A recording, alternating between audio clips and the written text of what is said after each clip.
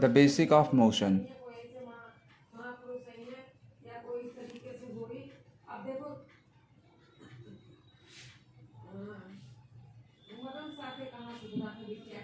velocity upon velocity is equal to distance upon time. हमें पता है velocity is equal to होता है distance upon टाइम।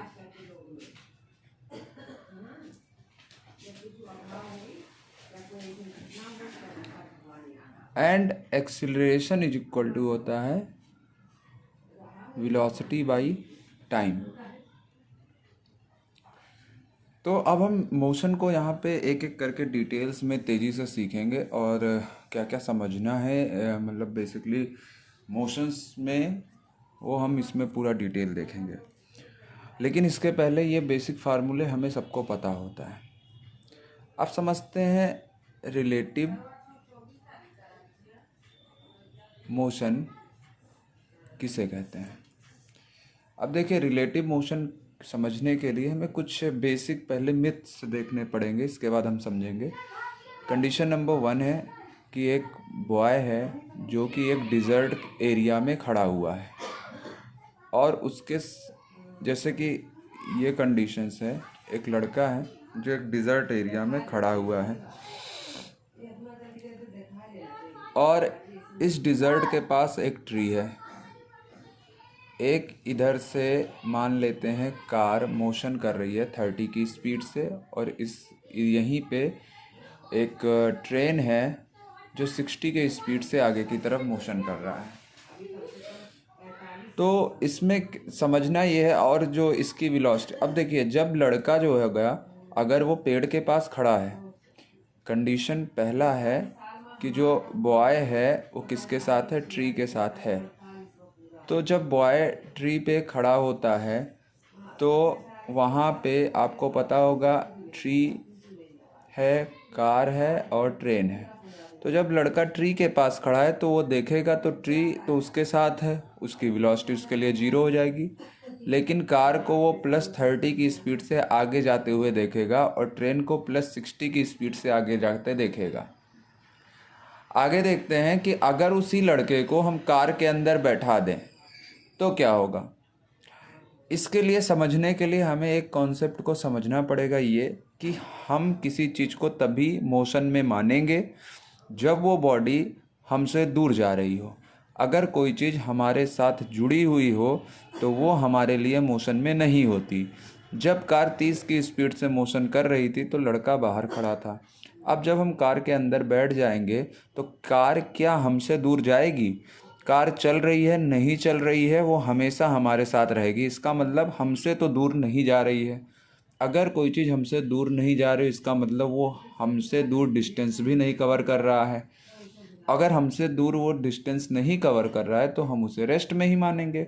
अब दुनिया की नज़र में कह सकते हैं बाहर से देखने वाले लोग कि कार तो मोशन में है, लेकिन कार के अंदर अगर आप बैठे हो या कार में बैठे हुए लोगों के लिए वो कार मोशन में नहीं होगी। इसीलिए क्योंकि वो कार समय के साथ उन्हीं के साथ जुड़ी होती है। इसलिए कार की वेलोसिटी, जब वो लड़का कार के अंदर बैठेगा तो कार की वेलोसिटी 0 होगी।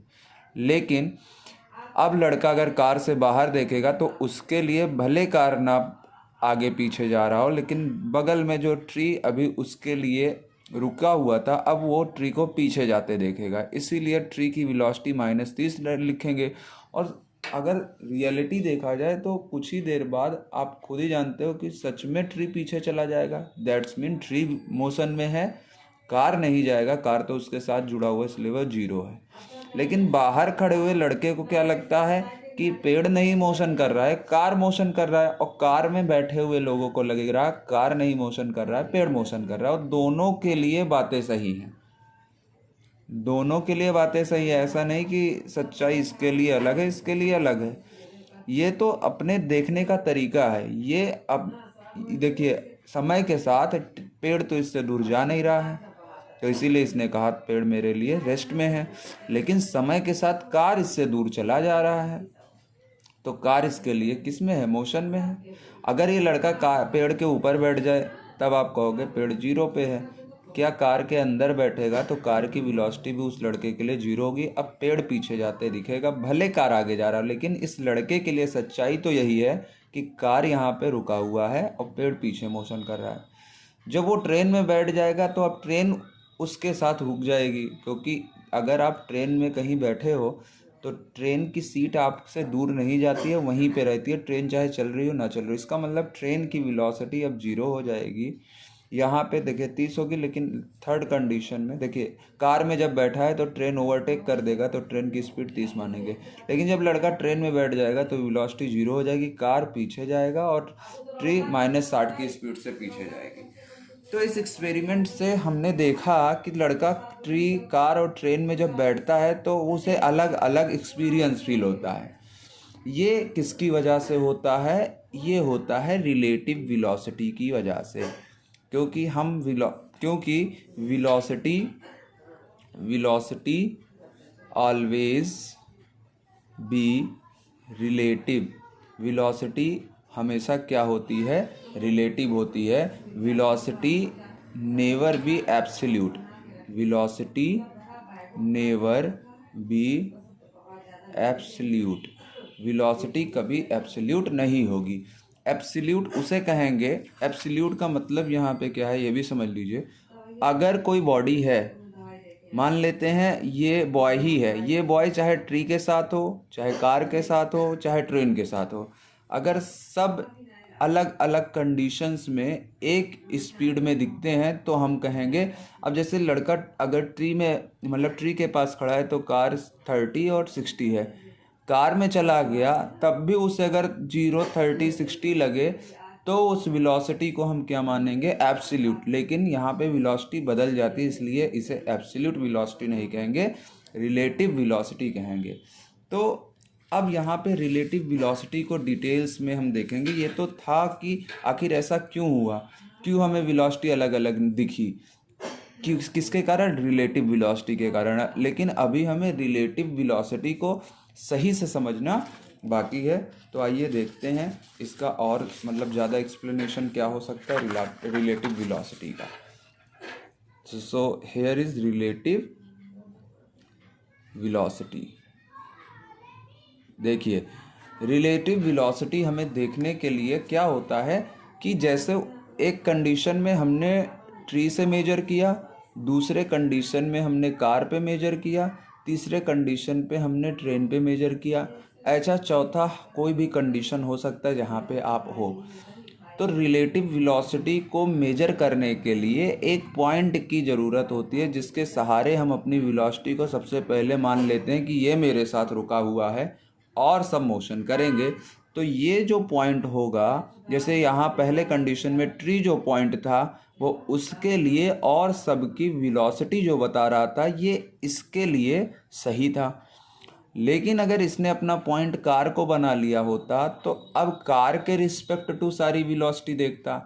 अगर उसने ट्रेन को बनाया तो ट्रेन के रिस्पेक्ट टू सारी वेलोसिटी देखेगा। अगर वो किसी होम को बना लेता है तो होम के रिस्पेक्ट टू सारी वेलोसिटी देखेगा। इसका मतलब दुनिया में हर एक बॉडी क्या चाहती है? अपनी वेलोसिटी को डिफाइन करने के लिए उसे एक पॉइंट की ज़रूरत पड़ेगी। इस वन पॉइंट को बोलते हैं रिफरेंस पॉइंट। क्या बोलते हैं? Reference point.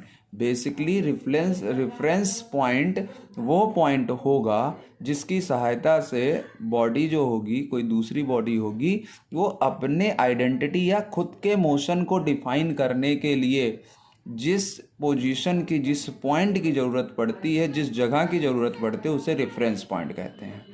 रेफरेंस पॉइंट का बिल्कुल सटीक डेफिनेशन यही होगा कि to define on speed we need a point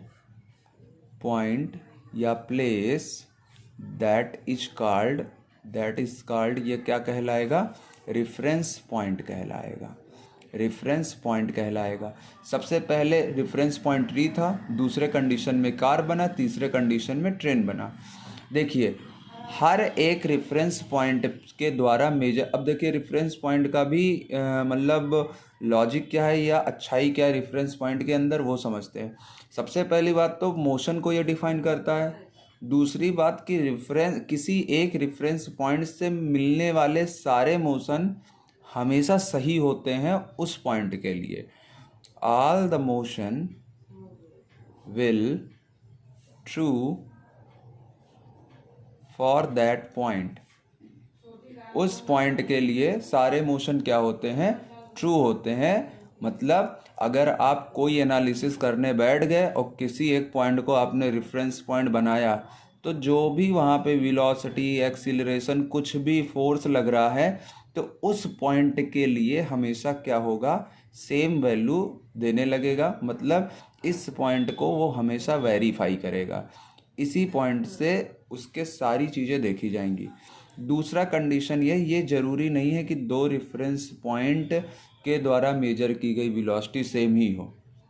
that's mean अलग अलग रेफरेंस पॉइंट से हम अलग अलग मोशन पा सकते हैं। और वो अपने लिए वो सही भी होंगे।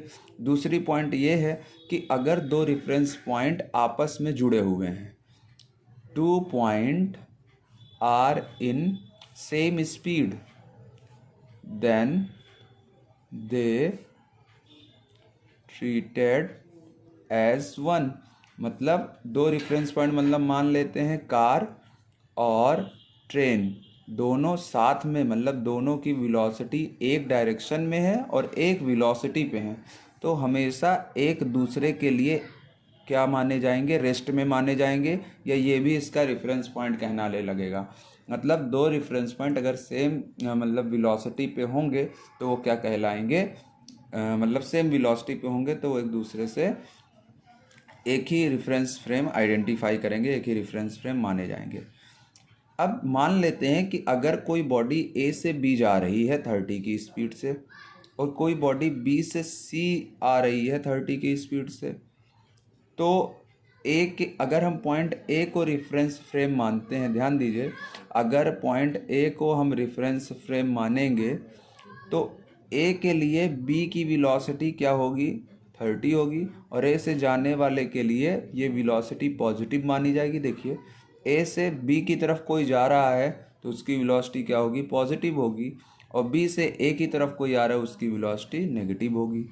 लेकिन बी के लिए वही देखिए, ए के लिए क्या है, ए के लिए क्या है, देखिए इस पॉजिटिव नेगेटिव में हम बहुत कंफ्यूज हो जाते हैं। मान लेते हैं ये पॉइंट ए है, ये पॉइंट बी है। अगर कोई बॉडी ए से बी जा रही है और दूसरी बॉडी बी से ए आ रही है, कंडीशन यही है, यहाँ से ये 30 की स्पीड से गया और बी से 30 की स्पीड से वापस आया।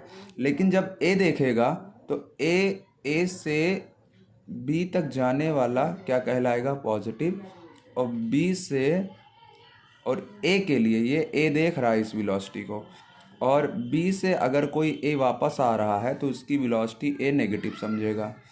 वहीं अगर उसको बी से देखा जाए तो ए से बी तक जाने वाले को बी क्या मानेगा, नेगेटिव मानेगा, और बी से ए तक जाने वाले को बी क्या मानेगा, पॉजिटिव मानेगा। इसका मतलब समझिए, सिर्फ हमने देखने का नज़रिया बदला तो वही वेलोसिटी एक के लिए पॉजिटिव और दूसरे के लिए नेगेटिव दिख रही है। That is the problem with reference frame. कहने का मतलब न्यूमेरिकल में अगर आपको ए कंसीडर करने को बोल रहा है तो आप क्या करोगे, ए से बी की वेलोसिटी को पॉजिटिव मानोगे और बी से ए की वेलोसिटी को क्या कर दोगे, नेगेटिव। लेकिन उसी न्यूमेरिकल में अगर बी के पॉइंट ऑफ व्यू से पूछा जा रहा है, बी के रेफरेंस फ्रेम से पूछा जा रहा है, तो ए से बी की वेलोसिटी जो अभी पॉजिटिव ए के लिए थी वो बी के लिए क्या हो जाएगी, नेगेटिव हो जाएगी। ये बहुत छोटे छोटे कॉन्सेप्ट्स हैं, लेकिन अक्सर हम एग्ज़ाम में गलती कर देते हैं, और यहाँ पे आंसर क्योंकि ऑप्शन में सेम होने के कारण हमें प्रॉब्लम हो जाएगी। तो that is the biggest difference related to reference frame. तो रेफरेंस फ्रेम आई होप कि आपको समझ में आ गया होगा। तो हम कुछ न्यूमेरिकल्स इस रेफरेंस फ्रेम के टॉपिक्स पे मतलब डिस्कशन करेंगे, जिससे बहुत हमें क्लियर हो जाएगा कि रेफरेंस फ्रेम से क्वेश्चंस किस तरह से आते हैं और हम कैसे कंफ्यूज हो जाते हैं। और कभी हमें वेलोसिटी पॉजिटिव लेनी होती है, हम उसे नेगेटिव ले लेते हैं, जब नेगेटिव लेना होता है तो हम उसे पॉजिटिव ले लेते हैं। तो उसी चीज़ में हम कंफ्यूज ना हो, सब कुछ क्लियर रहे, वो हम देखेंगे। एक तो पॉइंट अभी आप याद रखिएगा जो मैंने ए से बी और बी से ए वाली कंडीशंस बताई हैं।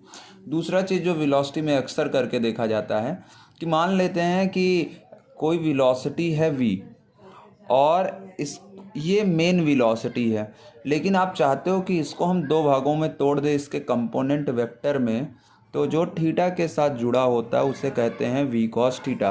ये थीटा के साथ जुड़ा इसलिए क्या बोला गया v cos थीटा, और जो थीटा के साथ नहीं जुड़ा रहता उसे क्या कहते हैं v sin थीटा, क्योंकि अगर हम इसको मतलब इक्वल वेक्टर ले तो ये v sin थीटा आएगा, ये v cos थीटा आएगा। तो ये चीज़ ध्यान रखिएगा। अगर वेलोसिटी के ये क्या कहलाएंगे, कंपोनेंट वेक्टर ऑफ वेलोसिटी, ये भी कंपोनेंट वेक्टर कहलाएगा। लेकिन अगर ये वेलोसिटी v है और ये थीटा बना रहा है, तो अब थीटा जिसके साथ जुड़ाता है उसे क्या कहते हैं कॉस, और जिसके साथ नहीं जुड़ा उसको क्या बोलते हैं साइन। तो अगर कहीं पे वेलोसिटी मान लेते हैं 30, जैसे कि फॉर एग्जांपल कोई वेलोसिटी है 40 डिग्री। अब अगर ये 40 वेलोसिटी है मीटर पर सेकेंड और एंगल क्या है theta is equal to 30 degree, तो ये वेलोसिटी हो जाएगी v cos थीटा, क्योंकि देखिए थीटा के साथ जुड़ा हुआ है ये एक्सिस, इसलिए v cos थीटा, और ये क्या हो जाएगा v sin थीटा। v की वैल्यू 40 और ये हो जाएगा sin 30 की वैल्यू पुट करके हम निकाल सकते हैं, और ये 40 cos 30 की वैल्यू हम पुट करके निकाल सकते हैं। तो रेफरेंस फ्रेम्स के न्यूमेरिकल को आप तभी समझ पाओगे जब आपको ये कॉन्सेप्ट पता हो। दूसरा आपको पता हो कि जब ए से बी जाएंगे तो ए के लिए पॉजिटिव लेकिन बी के लिए वही चीज़ नेगेटिव होता है, और ये सब कॉन्सेप्ट एक साथ जब आप अपने दिमाग में लेकर चलोगे तब ऐसे क्वेश्चन सॉल्व कर पाओगे। तो हम आगे 10 डिफरेंस तरह के न्यूमेरिकल्स देखेंगे, जिस न्यूमेरिकल से हमें क्लियर हो जाएगा कि आखिर इसको कम्प्लीटली किस तरह से हम यूज़ करते हैं। बाकी इसका अपने हिसाब से नोट्स बना लीजिएगा। Thank you.